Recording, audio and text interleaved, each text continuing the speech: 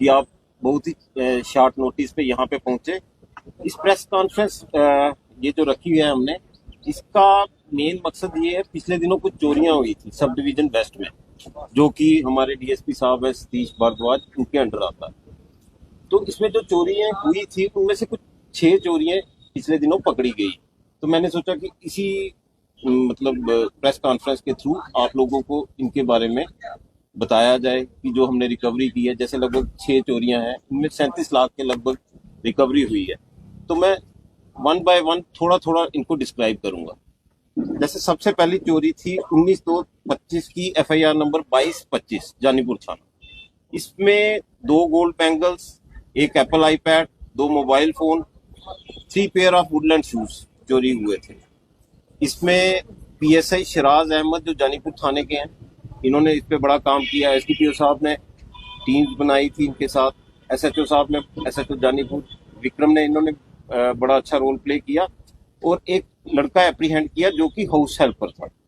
ये एजेंसी के थ्रू आया था। इस मीडियम से मतलब जैसे प्रेस कॉन्फ्रेंस करने का ये भी एक मकसद है कि हम ये भी बताते चलें, घर पे आप कोई हाउस हेल्प रखते हो, कुछ रखते हो, उसकी जैसे टाइम टू टाइम हम कहते हैं वेरिफिकेशन जरूर करवाओ। वेरिफिकेशन बहुत जरूरी है। इन्होंने अपनी तरफ से एजेंसी वाले से बातचीत की, वो व्हाट्सएप पे इनसे बातचीत करता था, बट बाद में उसने भी फोन रख दिया। ये लड़का असम का रहने वाला था, इसने इनके यहाँ से चोरी करके ये भागा। तो बहुत ही ज्यादा स्ट्रेनुअस एफर्ट्स के बाद हमारी टीम ने इसको पकड़ा। इसमें ये सब जो चीजें चोरी हुई थी, जैसे गोल्ड बैंगल्स लगभग 6.9 लाख की थी, एप्पल आईपैड था 40,000 के लगभग, 2 सेल फोन थे 1 लाख के लगभग, हम कीमत लगा के चल रहे हैं, ज्यादा ही होगी। शूज थे जो वुडलैंड के लगभग 18,000। तो 8.48 लाख के ये इसमें रिकवरी हुई।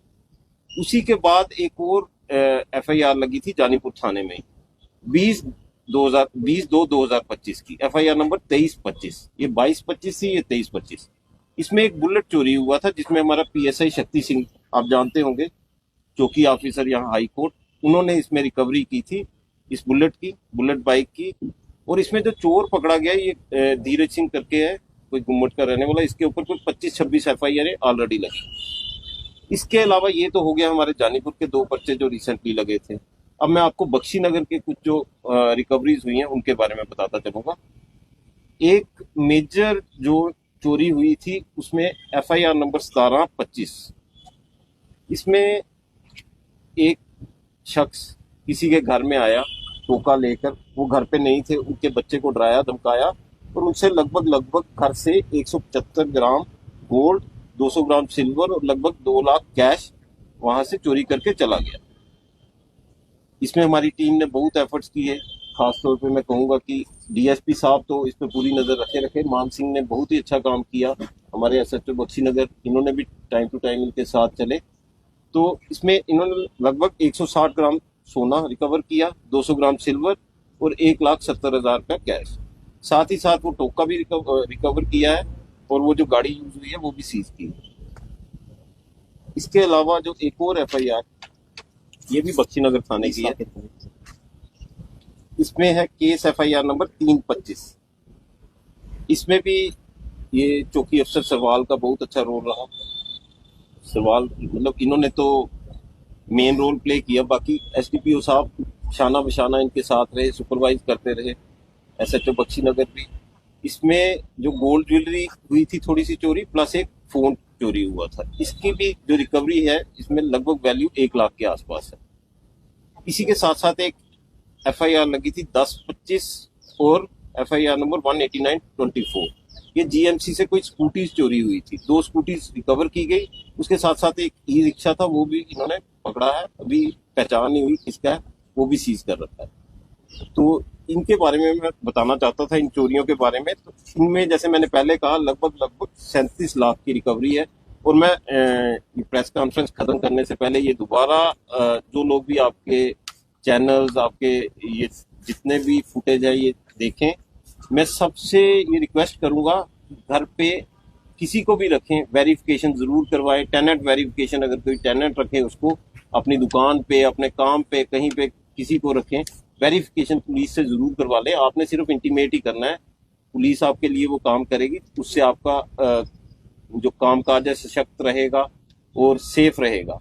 साथ ही साथ सीसीटीवी लगाने की बहुत ही ज्यादा जरूरत है। जैसे आप भी देखते होंगे आज की डेट में जितनी भी चोरियां पकड़ी जाती हैं, जैसे मतलब आप भी कर रहे हैं ये क्राइम से रिलेटेड, जैसे भी जर्नलिज्म में है, तो पीछे जितनी भी चोरियां होती हैं उनकी कोई भी रिकवरी में हेल्प सीसीटीवी फुटेज से ही मिलती है।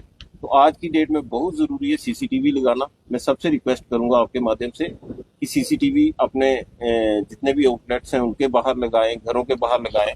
और ऐसा नहीं कि सिर्फ सीसीटीवी लगाएं, अच्छी क्वालिटी के सीसीटीवी लगाएं ताकि कोई मीनिंगफुल उसका रिजल्ट निकले। शेखर सर, लगातार आप देख रहे हैं कि लोग कई बार क्या कहते हैं, छुपाते हैं चीजें, इन्हें फॉर ग्रांटेड लेते हैं। अगर घर में कोई टेनेंट रखा या दुकान या घर किराए पे दिया तो उसकी सूचना पुलिस को नहीं देते, जिसके चलते घर को कोई बड़ी घटना में वो शामिल होते हैं तो वो परिवार भी मुश्किल में आ सकता है। तो उन लोगों के लिए क्या करेगा? मैं जैसे अभी आपको बताया, इसमें एक चोरी में हाउस हेल्प भी था जिसने किया है।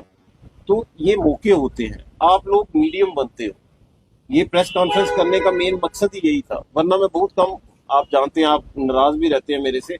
ये प्रेस कॉन्फ्रेंस करने का यही मेन मकसद था कि लोगों को ज्यादा से ज्यादा पता चले कि अगर आप किसी को घर पे रख रहे हो, कहीं अपनी दुकान पे रख रहे हो, अपने कामकाज में रख रहे हो, किसी को भी रख रहे हो जो अनजाना आदमी है जिसको आप नहीं जानते, तो आपका ये फर्ज भी बनता है और आपकी अपनी सेफ्टी के लिए बहुत रिक्वायरमेंट है कि आप उसकी वेरिफिकेशन करें। पुलिस वेरिफिकेशन होगी तो आज की डेट में पता चल जाता है, कहीं से भी आया, जैसे असम से आया, पुलिस वहां पे भेज के वेरीफाई कर सकती है उसके एंटीसीडेंट्स क्या है।